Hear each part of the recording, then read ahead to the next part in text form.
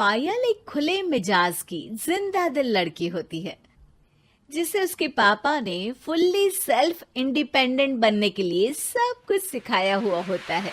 एक शाम पायल अपनी बाइक पर सीटी बजाते हुए कॉलेज से घर वापस पहुंचती है, जिसे देखते ही उसकी मम्मी गुस्से में पूरा घर सिर पर उठा लेती है।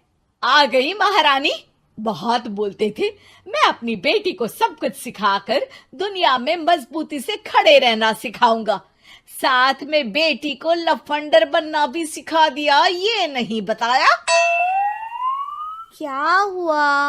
आज ये कुकर इतनी सीटियां क्यों मार रहा है? सीटी? सारी फसाद की जड़ तेरी वो बाइक और सीटी है, उन्हीं से लड़के छेड़ती है ना तू। हाँ, ये तो गलत है, मुझे बताए बिना ही लड़का छेड़ दिया। हाय तौबा, ये कैसा पति और बेटी मिले हैं मुझे। अरे मम्मी यार, तुम ओवर एक्टिंग बंद करो, और मैंने कोई लड़का नहीं छेड़ा पापा। शिट यार। अच्छा मम्मी, आप पहले मुझे ये बताओ कि आपको ये सब बेकार बातें बताता कौन है? अच्छा, तूने कोई लड़का नहीं छेड़ा? अरे वही शर्मा आंटी, वही बताती रहती है, पर उसकी खबर तो मैं खुद ले लूंगी। अच्छा मेरी प्यारी बेटी, थक गई होगी ना, जाकर आराम कर बेटा। अचानक मम्मी को गर्म से नरम होते देख के पायल और उसके पापा कंफ्यूजन में एक दूसरे को देखने लगते हैं। आंखों से कुछ इशारे होते हैं और पायल वहां से चुपचाप चली जाती है। जिसके बाद रात को घर में सबके सोने के बाद दोनों पापा बेटी छत पर मिलते हैं। क्या खबर लाए हो? अरे तुम्हारी मम्मी तो हमसे भी तेज निकली, कोई खबर नहीं मिली। क्या यार पापा, पता नहीं अब मेरी मदर इंडिया कौन सा बम फोड़ेंगी। इसी के साथ दोनों अपने कमरे में वापस जाकर सो जाते हैं। अगली सुबह पायल जैसे ही कॉलेज जाने के लिए तैयार होकर कमरे से बाहर निकलती है तो उसकी मम्मी उसे लड़के वालों के सामने ले जाकर खड़ा कर देती है। जी, ये है मेरी बेटी पायल, थोड़ी चंचल है लेकिन बहुत नेक दिल और होशियार है।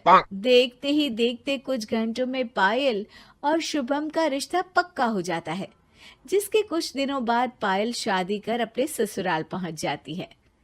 सोचा था मम्मी कोई बम फोड़ेंगी, पर उन्होंने तो सीधा मुझे उम्र कैद की सजा ही दे दी। बहू, अब उम्र कैद समझो या बम, रहना तो यही है, निभाना यही है, इसलिए छिछोरी हरकतें बंद करनी होगी। है? ये आप क्या बात कर रही हो? मैंने क्या किया? इतने मासूम ना बनो, मुझे तुम्हारे कारनामों के बारे में सब अच्छे से पता है। ऐसा बोलकर सास तो वहां से चली जाती है, लेकिन पायल सोच में पड़ी वहीं खड़ी रह जाती है।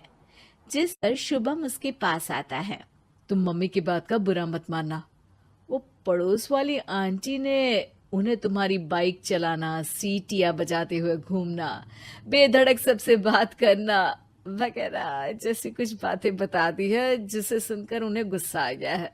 पर फिक्र मत करना, धीरे धीरे साथ रहने से वो भी ठीक हो जाएंगी। Thanks for your concern, but I don't care. Payal सीधा अपने कमरे में चली जाती है। अगली सुबह कॉलेज जाने के लिए तैयार हो सीटी बजाते हुए कमरे से बाहर निकलती है, जिसे देख सास गुस्से से तिलमिला उठती है।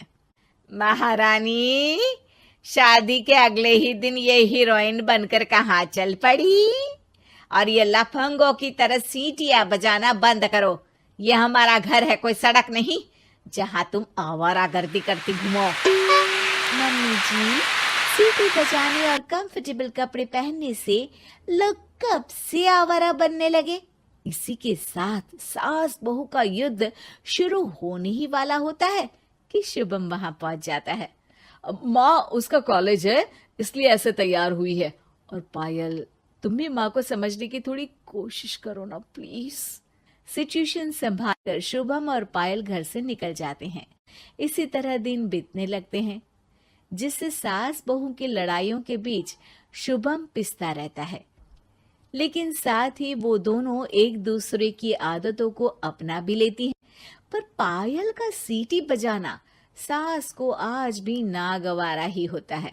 आसमान गिर जाएगा, धरती फट जाएगी, पर इसकी सीटी ना जी ना, कभी बंद नहीं होगी। अरे मम्मी जी, जब आप मेरे कुछ बोले बिना सीटी से ही समझ जाती हो कि मैं क्या बोल रही हूँ, फिर इसे बदलने की क्या जरूरत?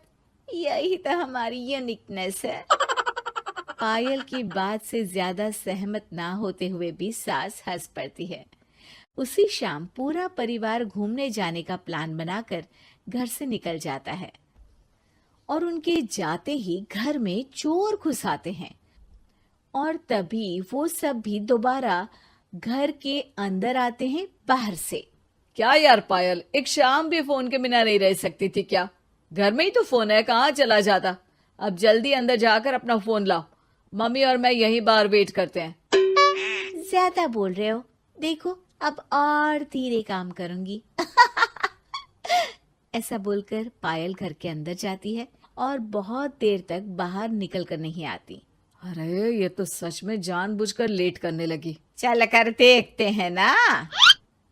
दोनों जैसे ही मेन डोर के नजदीक पहुंचते हैं, उन्हें पायल के सीटी बजाने की आवाज सुनाई देती है।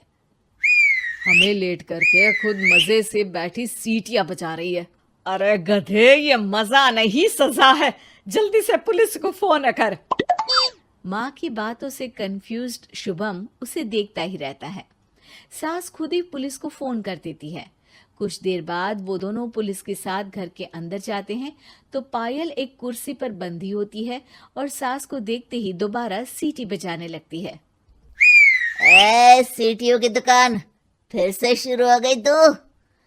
और क्या इन सबको कह रही है कि चोरा है चोरा है? तुझे कैद किया है, थोड़ा तो तरस खाकर डर हमसे। और प्यार से क्या बोल रहा है इससे?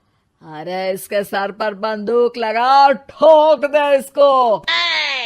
अरे चल झूठे, तेरे पास तो हथियार है ही नहीं। सास की बात सुन वहां मौजूद सारे इंसान हैरान रह जाते हैं और पुलिस तुरंत उन चोरों को अरेस्ट कर लेती है। आपको कैसे पता कि इनके पास हथियार नहीं है? अरे सीटी नहीं तो बताया।